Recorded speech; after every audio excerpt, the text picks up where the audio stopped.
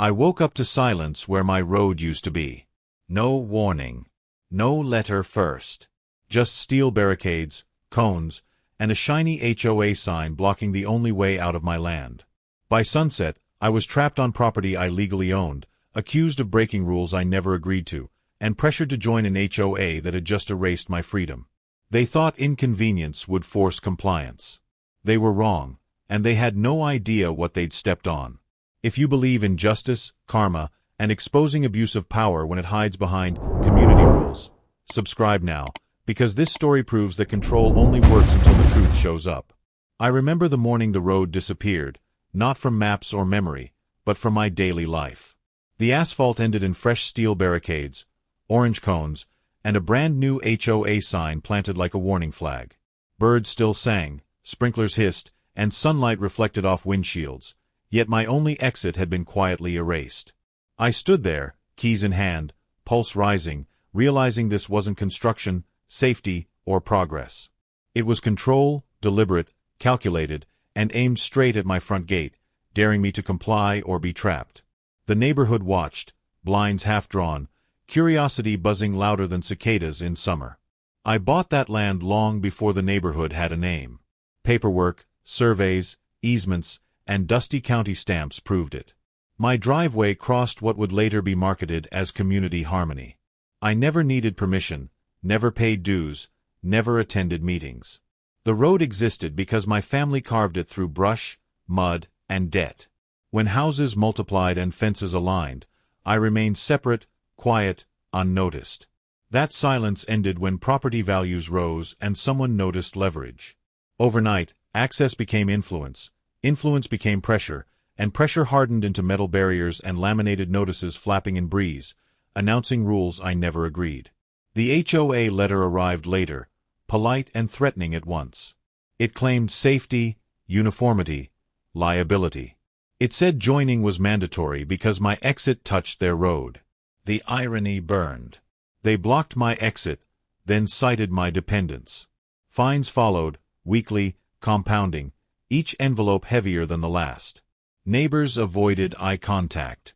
Trucks idled behind barricades, horns echoing down the cul-de-sac. I documented everything, photographs, timestamps, drone angles. County records resurfaced. Old surveyors' notes whispered boundaries the HOA had ignored. What they called common property was inked years earlier under my name, protected by law and patience. I waited, quietly, prepared. Weeks passed with tension humming like power lines. Snow never came, but frost settled socially. Deliveries stalled. Emergency access became theoretical. Each morning, I walked the blocked road, reading fresh citations taped to cones. They escalated penalties, added liens, threatened towing. I felt watched, measured, tested. The HOA meetings buzzed without me, decisions made about my property in rooms I wasn't allowed. Still, I remained calm, gathering proof, lining up agencies, waiting for the right moment. Justice doesn't rush, it arrives when pressure peaks. The barricades stayed, sunlight bleaching their paint, while my resolve hardened, sharper than steel, quieter than gossip. The first crack appeared quietly.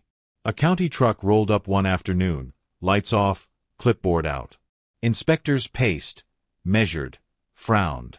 Barricades weren't permitted on recorded easements. Notes were taken. Phones rang. That evening, the HOA doubled down, installing cameras, posting guards, asserting authority.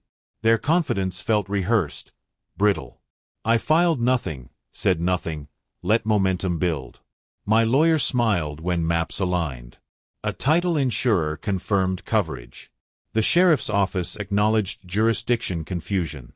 Every piece stacked, quiet as dominoes, waiting for a single nudge. The neighborhood sensed it, tension tightening smiles, whispers trailing me like dust on asphalt, before storm. That nudge came at dawn. Without warning, emergency vehicles approached, sirens low, purposeful. A medical call needed access. The barricades delayed them. Someone filmed. Someone posted. By noon, outrage outran explanations. The HOA's safety claim inverted. Officials arrived, Orders issued, bolts removed. Steel scraped pavement. My road reappeared, scarred but open. Cameras captured faces pale, authority dissolving. I drove through slowly, not triumphant, just resolved. Yet the notices didn't stop.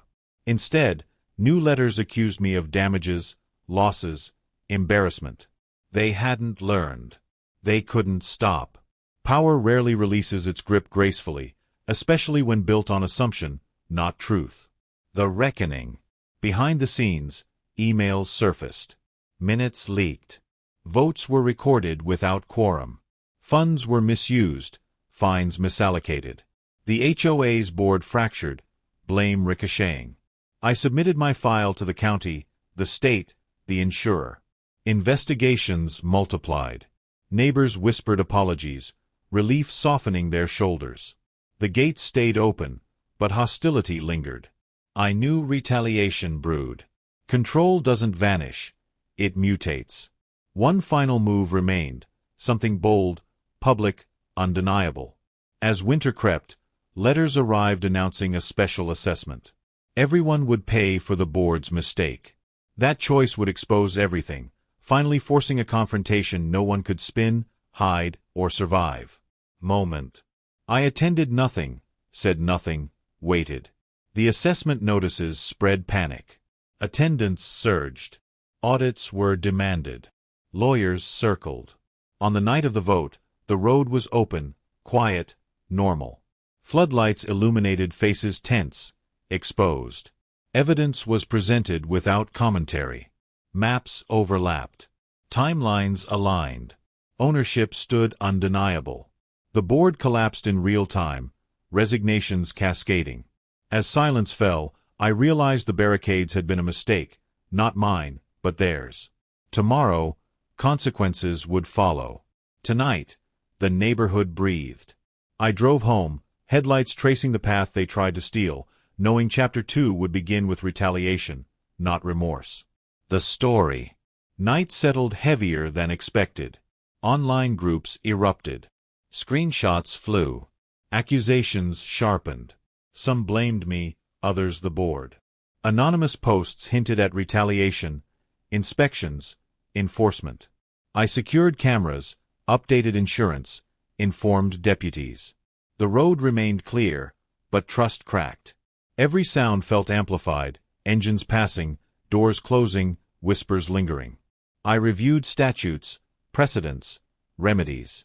The law favored facts, not volume. Still, power resents exposure. I slept lightly, prepared. Morning would bring consequences, calls, pressure. The HOA wouldn't dissolve quietly. They would attempt narrative control. I planned to let daylight answer everything, proving ownership again and again, until denial exhausted itself. Before dawn, a final notice appeared taped to my gate. It cited violations, demanded payment, threatened action. The paper shook in the wind. I photographed it, removed it, and smiled. They were cornered. The exit was open, the land confirmed, the evidence public. Yet they pushed, unable to stop. That defiance would trigger everything next.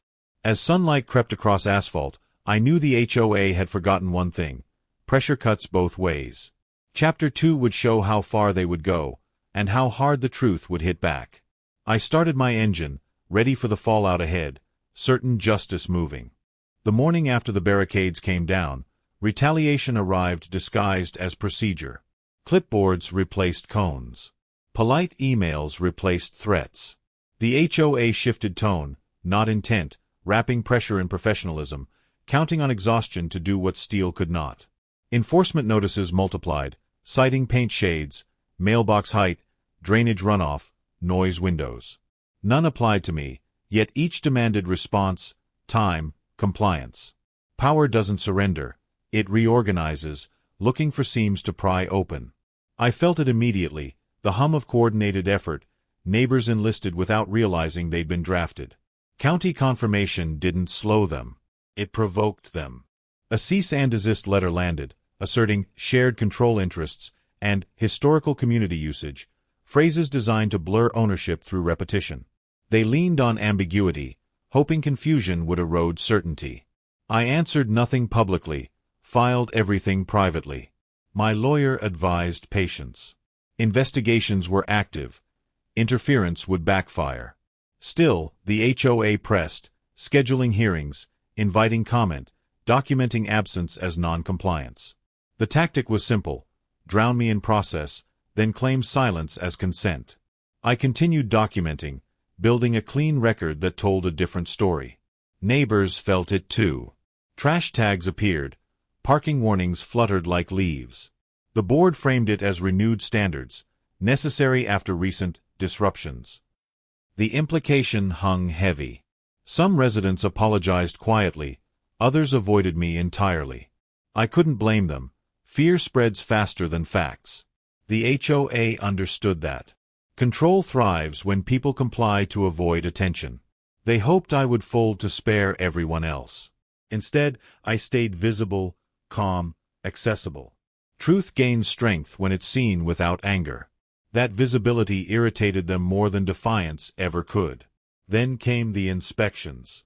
Contractors arrived unannounced, measuring, photographing, peering into ditches. One marked the edge of my drive with chalk. Another placed stakes where my fence had stood for decades. I requested permits. None existed. I requested orders. None were produced. Cameras captured everything. By afternoon, social feeds filled with cropped images, captions hinting at violations. Context vanished. I resisted the urge to respond. Reaction feeds rumor. Documentation feeds court. The difference would matter soon. The HOA escalated by proxy. Insurance inquiries. Utility questions. A surveyor challenged boundaries already recorded. Each call traced back to a board email chain uncovered later. They weren't correcting mistakes. They were manufacturing doubt. My title insurer confirmed coverage again. The county reiterated findings. The sheriff's office noted harassment patterns. Still, the pressure mounted, designed to make normal life feel heavy, inconvenient, relentless. Retaliation isn't loud. It's persistent. It hopes you'll choose peace over principle. I chose the record. A special meeting was announced with vague language about community safety and access. Attendance would be mandatory, they implied, though they lacked authority. Flyers appeared on doors. Group chats lit up. The board planned to present a narrative that framed my resistance as selfish, dangerous, costly. I prepared evidence packets, not to argue, but to file. The meeting itself mattered less than what followed. When power gathers an audience, it expects submission. When it meets facts, it fractures. The night of the meeting, the room buzzed. Smiles strained. Voices measured. I sat near the back, silent, a presence more disruptive than protest. Slides flashed, selective timelines, cherry-picked photos. The road was called shared. The barricades were temporary.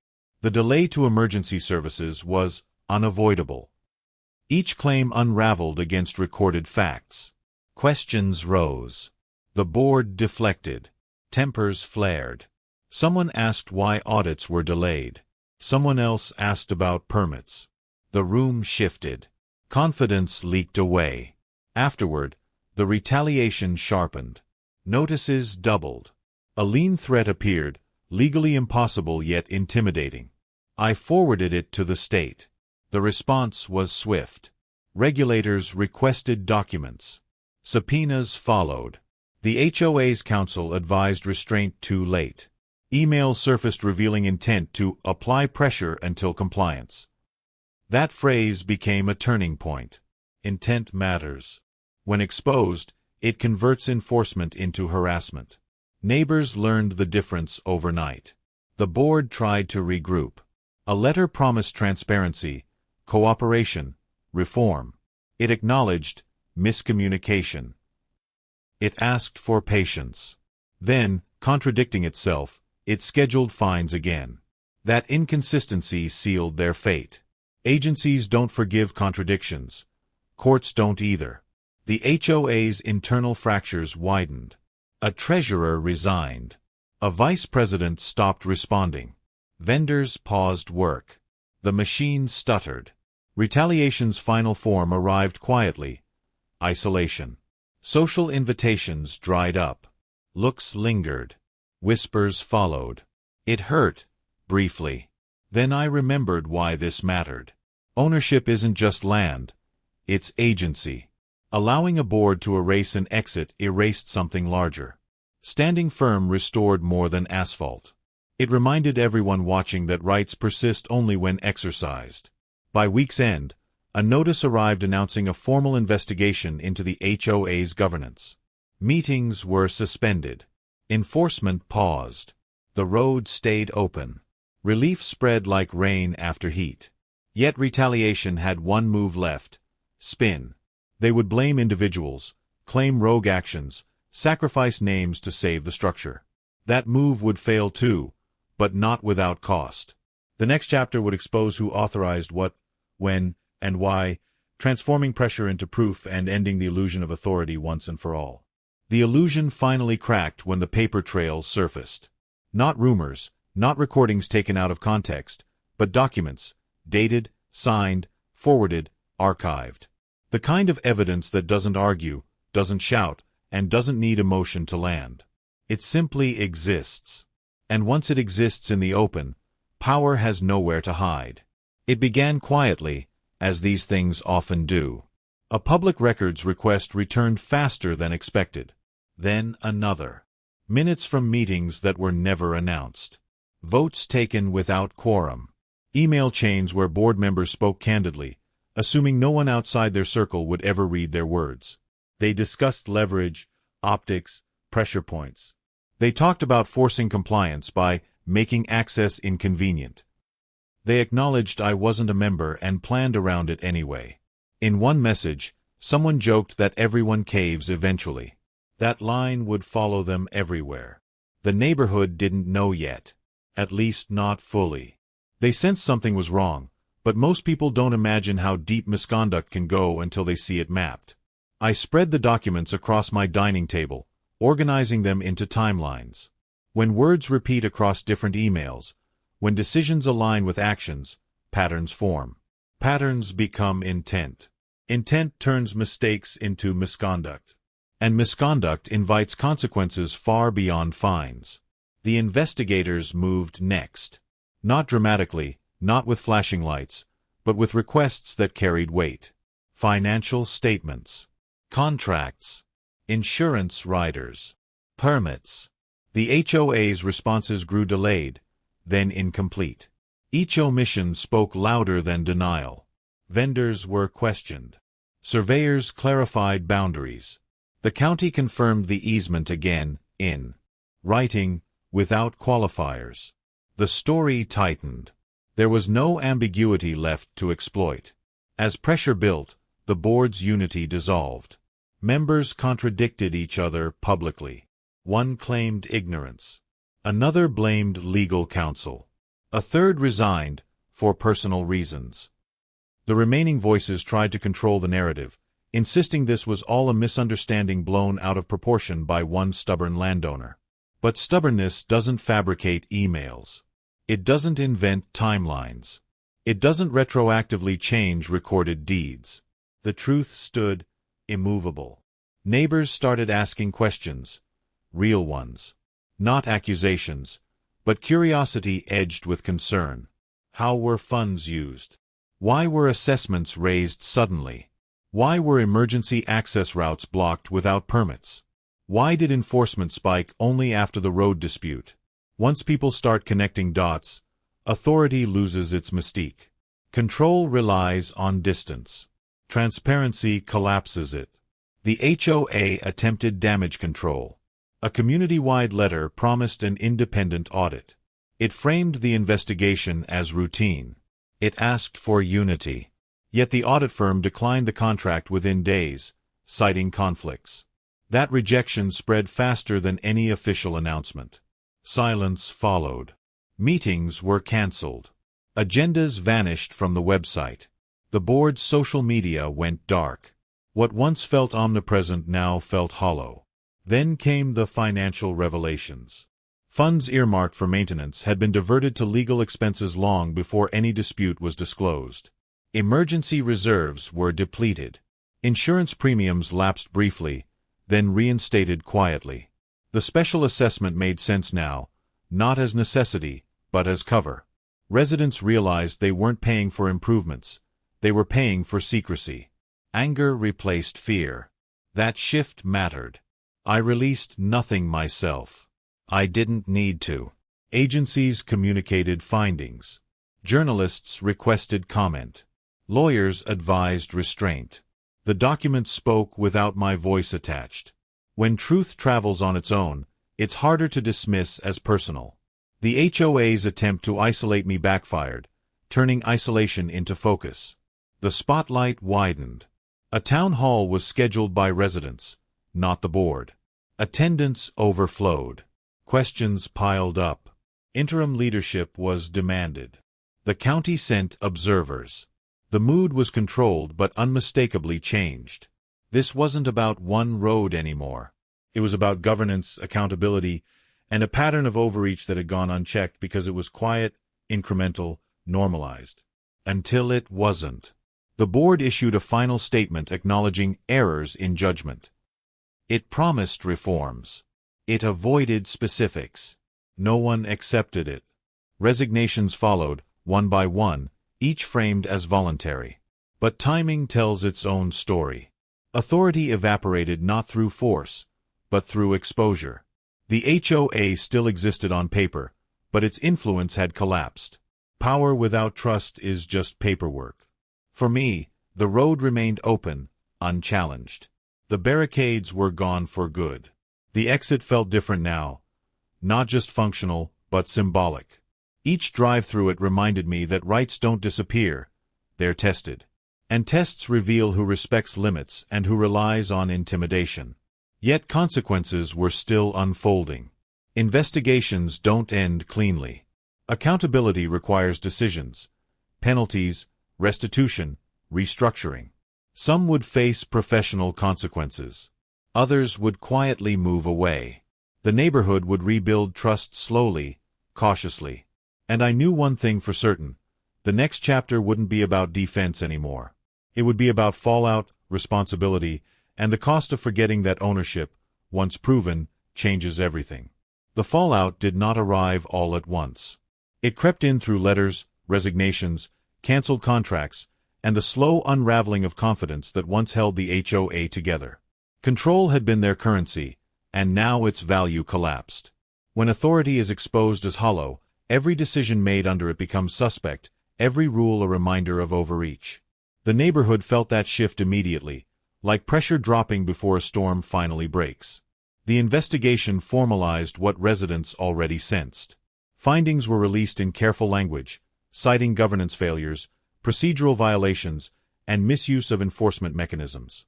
It was not dramatic, but it was devastating. The words carried consequences. Fines were recommended. Corrective actions mandated. Oversight imposed. The board's remaining members were barred from leadership during remediation. The HOA was instructed to pause all non-essential enforcement. Silence followed, heavy and revealing.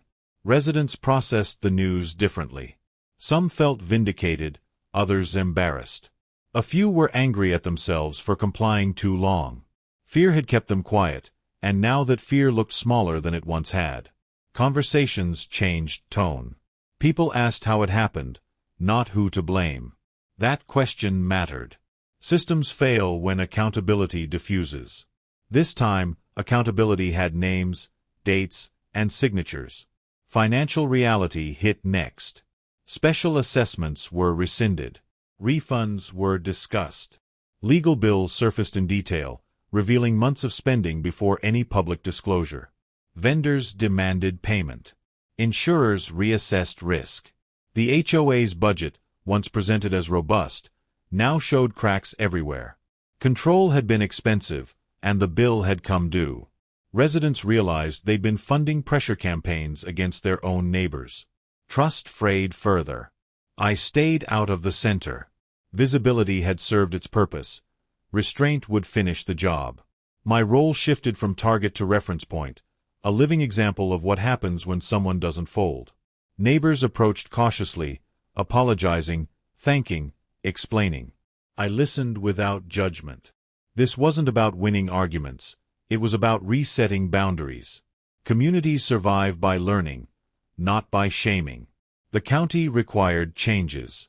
Bylaws were rewritten. Easement maps were attached and recorded properly. Emergency access protocols were clarified. Training was mandated for future boards. Transparency measures were introduced, including open records and independent audits. Each requirement chipped away at the old culture, replacing assumption with process. The HOA would continue, but smaller, quieter, constrained by limits it once ignored. There were consequences beyond paperwork. Careers shifted. One former board member lost a professional certification after ethics complaints. Another faced civil liability tied to misrepresentation. None of it was public spectacle, but word traveled. Accountability doesn't need headlines to sting. It just needs permanence. Knowing actions have lasting effects changes behavior more effectively than fear ever could. The neighborhood adjusted. Enforcement slowed to a crawl. Gardens grew wild. Fences stayed mismatched. People waved again. It wasn't chaos. It was relief. Rules returned to their intended place, guiding rather than punishing. The road, my road, stayed open and unchallenged, its status now boring, official, unquestioned. Normalcy felt earned. Privately, I reflected on the cost. Standing firm had required time, patience, money, and emotional resilience. Isolation had been real. Doubt had whispered late at night.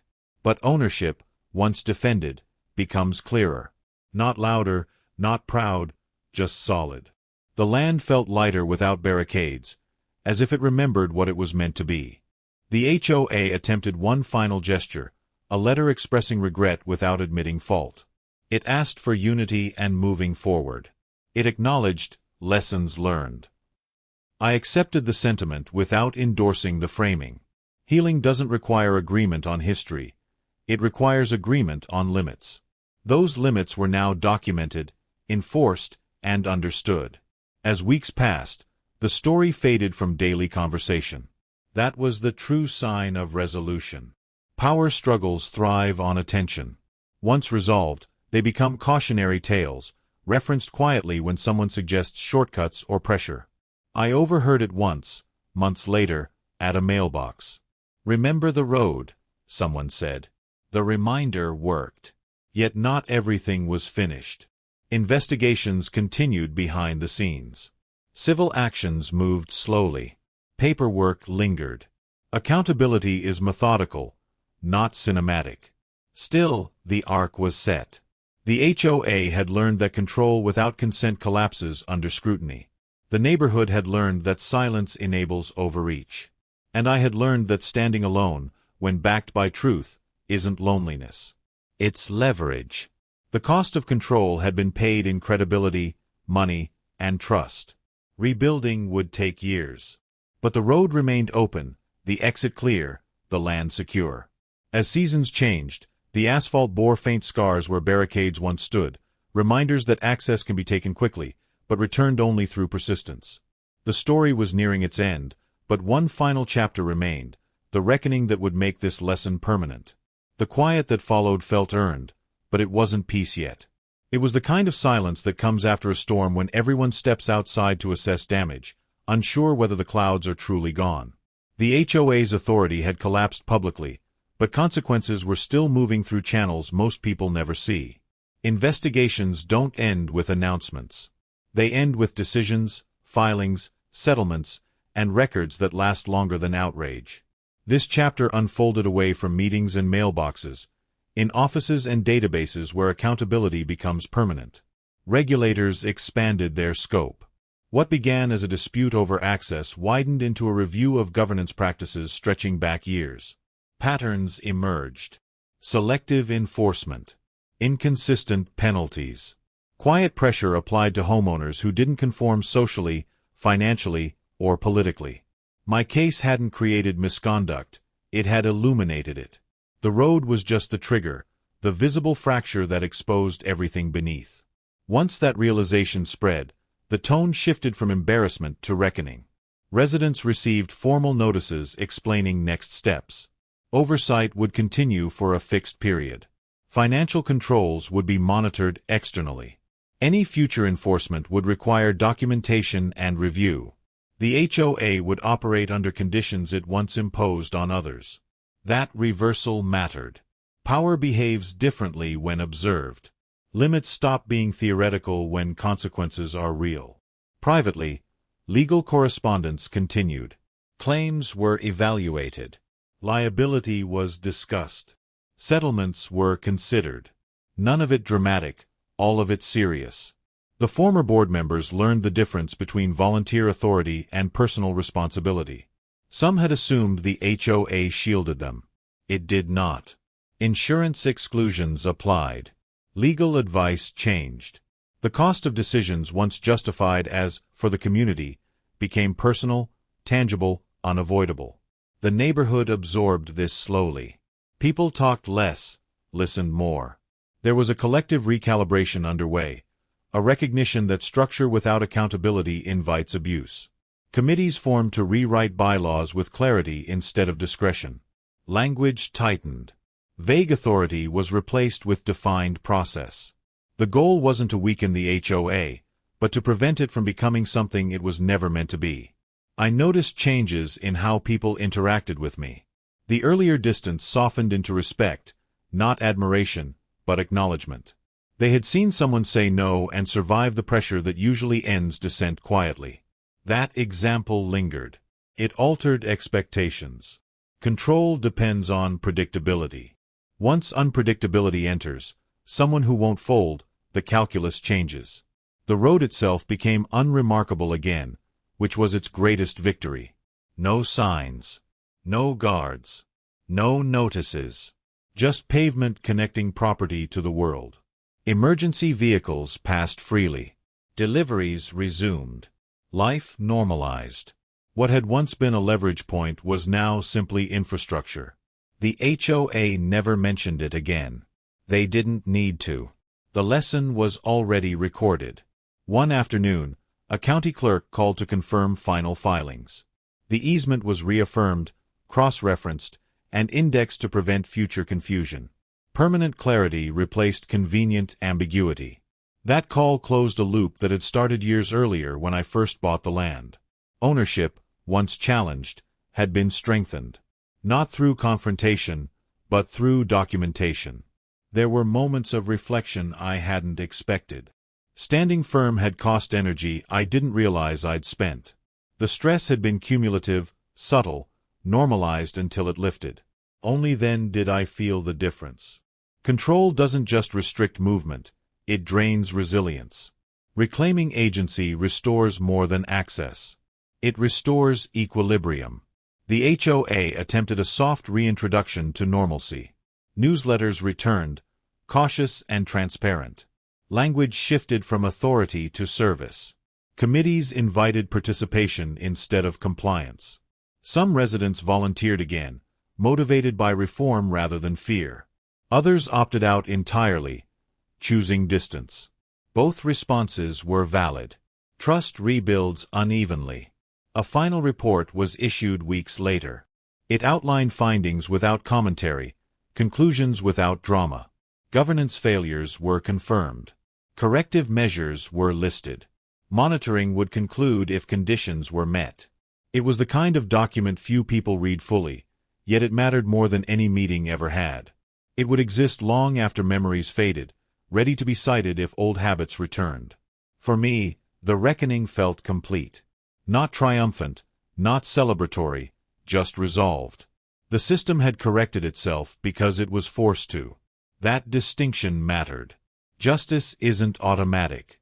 It responds to pressure applied in the right places, at the right time, with evidence instead of anger. That knowledge stayed with me. As months passed, the story receded into local history. New residents arrived unaware of what had happened. That was fine. The purpose wasn't recognition, it was prevention. The structures now in place would protect them too. The road would remain open, the exit unquestioned, the land secure. Yet one final realization lingered. Control fails fastest when it forgets consent. The HOA had tried to force belonging by blocking freedom. In doing so, it revealed its limits. The quiet that followed wasn't emptiness. It was space reclaimed. And in that space, something lasting had been set, proof that even entrenched authority must yield when confronted by truth, patience, and the refusal to surrender what was never theirs to take. Time did what it always does after conflict. It tested the repairs. The neighborhood moved forward, but memory lingered in subtle ways, in how meetings were announced early, how minutes were posted promptly, how enforcement notices were written with caution instead of confidence. Boundaries, once crossed, tend to remember. The HOA operated differently now, not because it wanted to, but because it had to. Oversight reshaped behavior more effectively than promises ever could. The reforms settled in. Elections were supervised. Budgets were simplified. Language that once leaned on discretion was replaced with requirements. The board stopped improvising authority and started asking questions before acting. It wasn't humility. It was survival. The structure had learned that ambiguity invited scrutiny, and scrutiny carried consequences. Power adjusted, smaller and quieter, constrained by the very rules it once ignored. For residents, daily life regained rhythm. Kids rode bikes without skirting barricades. Delivery trucks no longer hesitated at the entrance.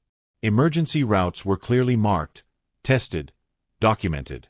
The road blended back into routine, indistinguishable from any other stretch of pavement. That ordinariness mattered. What had been used as leverage became invisible again, stripped of symbolic weight. Infrastructure returned to its proper role. Service, not control. I noticed my own habits change.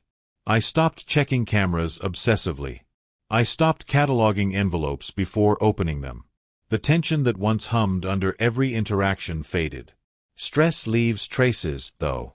It sharpens awareness, teaches patience, reinforces boundaries. I carried those lessons quietly, not as armor, but as alignment. Knowing where limits are allows life to expand within them. There were attempts, subtle at first, to test the edges. A committee proposed a new access guideline, carefully worded, neutral on its face. It was withdrawn after review. Another suggested shared maintenance responsibilities near the road. It was revised to respect recorded ownership. Each time, the system corrected itself before overreach hardened. That self-correction was new. It signaled learning. The investigations concluded one by one. Conditions were met. Oversight stepped back. The HOA regained autonomy, but it was not the autonomy it once enjoyed. It was narrower, documented, conditional. Freedom paired with responsibility feels different when it's earned back. The board members who replaced the old guard understood that. They asked questions publicly. They invited dissent. They avoided urgency where none existed. Slow governance replaced reactive control. Conversations in the neighborhood shifted from gossip to logistics. Who would handle landscaping bids? How to reduce fees? Whether amenities were worth maintaining. These were ordinary debates, the kind that signal a healthy community. The absence of fear was noticeable. People spoke without scanning rooms first. That change mattered more than any policy update. I was no longer a reference point in meetings. That too mattered. When a conflict resolves properly, it doesn't require constant reminders. The lesson embeds itself in process. My presence returned to being incidental, not symbolic. That was the goal all along. Normalcy isn't boring when it's restored after being threatened. One evening, walking the edge of my property, I noticed the faint outline where barricades had once stood. The marks were fading, weather smoothing the scars. I didn't feel satisfaction or resentment, just acknowledgement. Boundaries had been tested and held. The land felt settled again, not defensive, not exposed. Ownership, once challenged, now rested without tension. The broader lesson extended beyond the neighborhood. Systems built on consent depend on participation informed by clarity. When clarity disappears, power fills the gap. That power grows comfortable, then careless. It mistakes compliance for agreement. The correction comes not from outrage, but from insistence on definition. What is owned? What is shared? What is permitted? What is not? I received occasional messages from people outside the neighborhood, stories similar to mine. Roads blocked. Access restricted. Rules applied selectively. They asked how to respond.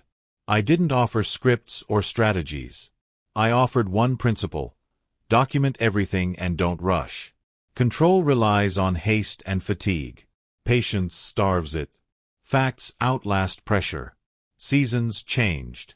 The road endured heat, rain, traffic. Life layered itself over the conflict until it became context rather than focus. That transformation felt like success. The absence of drama isn't emptiness, it's stability. Stability allows growth. Gardens expanded. Homes improved. People invested again, not just financially, but emotionally. The HOA published its annual report with unusual detail. It outlined mistakes, reforms, safeguards. It didn't name the conflict directly, but the influence was unmistakable. Transparency had become a shield instead of a threat. That inversion was complete. What once exposed them now protected them. As the year closed, I realized the story was no longer unfolding. It had concluded quietly, without ceremony. The outcome wasn't domination or humiliation. It was alignment restored, boundaries clarified, authority constrained, access preserved. Those are not cinematic victories, but they are lasting ones. The road remained open. The exit stayed clear. The land rested in its rightful state.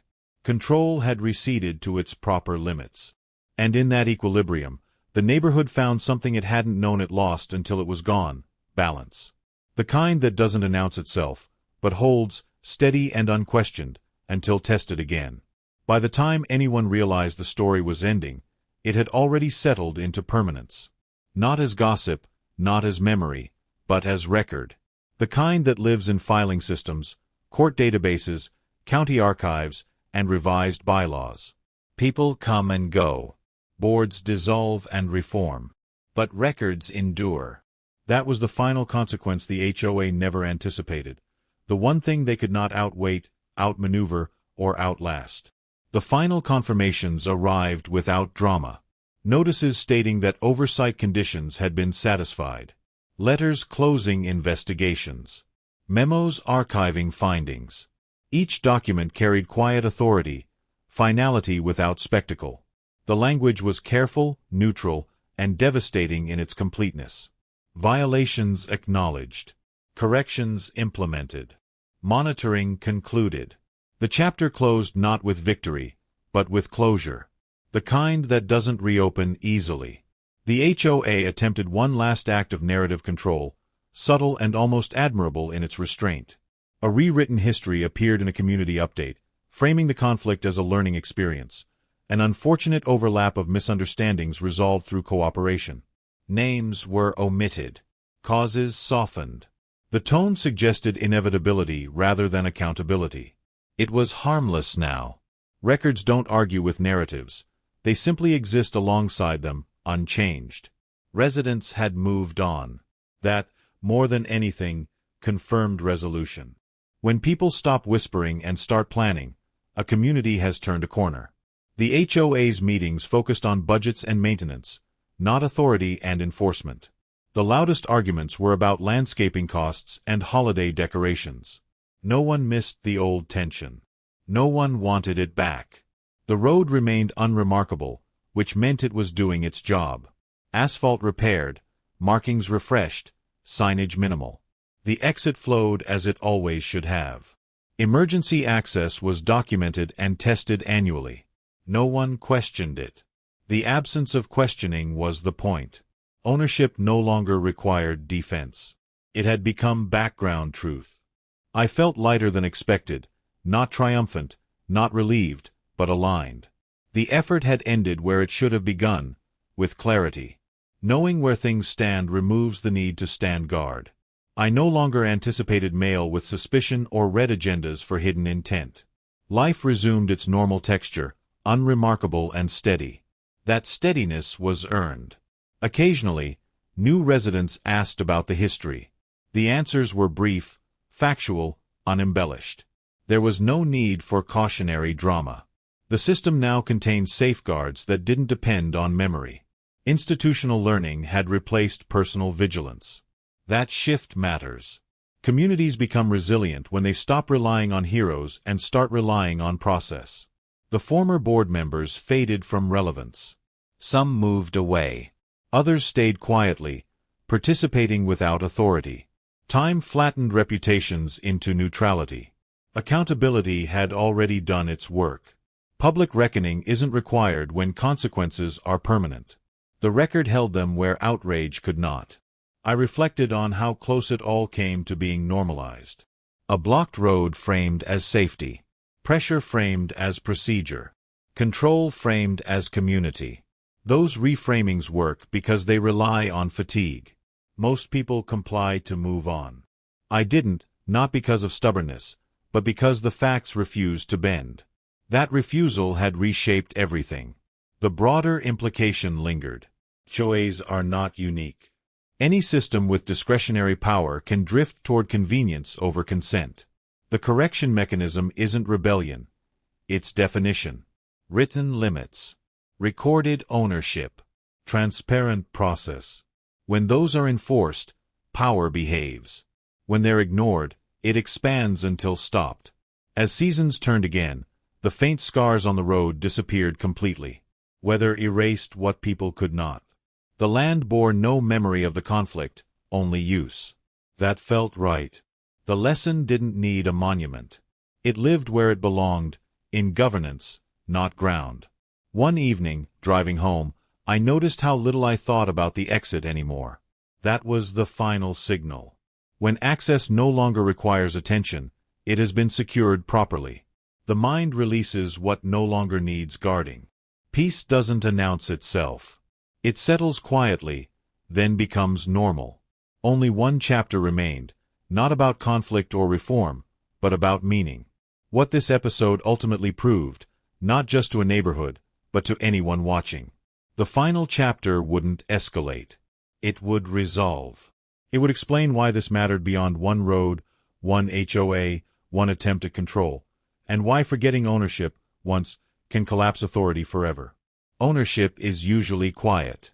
It doesn't announce itself, doesn't demand attention, doesn't need to be defended when it's respected. 4 years, my land existed in that quiet state, defined by documents older than the neighborhood around it, supported by boundaries no one questioned. The conflict changed that. It forced ownership into the light, not as a claim, but as a principle, one that proved stronger than convenience, louder than authority, and more durable than intimidation.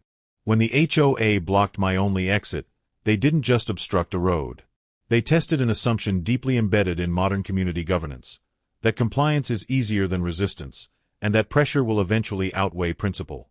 They assumed inconvenience would erode resolve. They assumed time was on their side. What they forgot was that ownership, once documented, does not weaken with delay. It sharpens. The final outcomes didn't look dramatic from the outside. There was no single moment of collapse, no public apology that satisfied every emotion. Instead, there was permanence. Records corrected. Bylaws rewritten. Oversight imposed and then withdrawn once conditions were met. Authority reshaped by limits. That kind of ending doesn't trend online, but it lasts. Ensures the same mistake is harder to repeat, not just against one person, but against anyone who comes after. The neighborhood returned to normal in the most meaningful way possible, by forgetting the conflict altogether. New residents arrived unaware that a road had once been weaponized. Children learned to ride bikes without navigating barriers. Emergency vehicles moved freely, without delay or debate. Normalcy reclaimed the space that fear had briefly occupied. That reclamation was the real victory. For the HOA, the lesson was unavoidable. Control without consent collapses under scrutiny. Rules without authority invite challenge. Enforcement without legitimacy becomes liability. They learned that governance is not about how much power you can exercise, but how clearly you can justify it. Transparency stopped being a risk and became protection. Documentation stopped being an afterthought and became a requirement. The structure survived, but it changed, constrained by the very rules it once ignored. For the community, something subtler shifted. People spoke more freely. Questions were asked earlier. Decisions slowed down. Silence was no longer mistaken for agreement. That cultural change mattered more than any fine or resignation. Communities are healthiest when power expects to be questioned and prepares accordingly.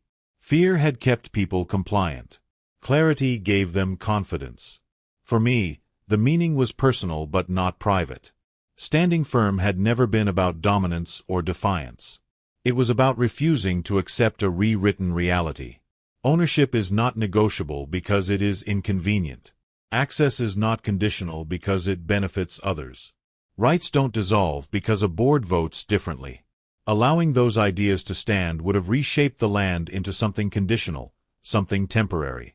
I couldn't accept that, not because I wanted conflict, but because I wanted finality. The emotional residue took longer to fade than the paperwork. Stress leaves marks even after it lifts. Doubt lingers. Trust takes time to rebuild.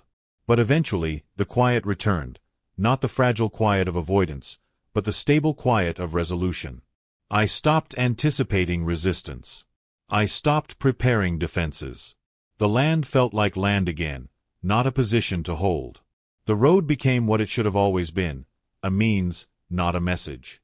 No longer a symbol of defiance or control, it returned to serving its simple purpose. That transformation mattered. Symbols exhaust themselves when they're no longer needed. Infrastructure shouldn't carry ideology. It should carry people safely where they need to go. Looking back, the conflict proved something larger than an HOA dispute. It proved that systems relying on pressure eventually reveal their limits. They depend on people giving up. When someone doesn't, not loudly, not angrily, but patiently and with evidence, the system is forced to reconcile with reality. That reconciliation is uncomfortable, but necessary. It prevents future harm. The story didn't end with bitterness. It ended with alignment. The rules matched the law again. Authority matched responsibility. Community matched consent. That alignment allowed everyone to move forward without lingering debt to the past. Even those who had pushed hardest benefited from the correction, whether they acknowledged it or not. Ownership, in the end, wasn't about land alone. It was about agency. About the right to move freely on what is yours. About refusing to let convenience override truth. About understanding that when boundaries are respected, communities function. When they are ignored, conflict follows. The HOA forgot who owned the land. In doing so, they forgot the limits of their power. The reminder didn't come through confrontation, but through record, patience, and refusal to surrender clarity. That reminder now lives quietly in documents, processes, and habits that outlast individuals.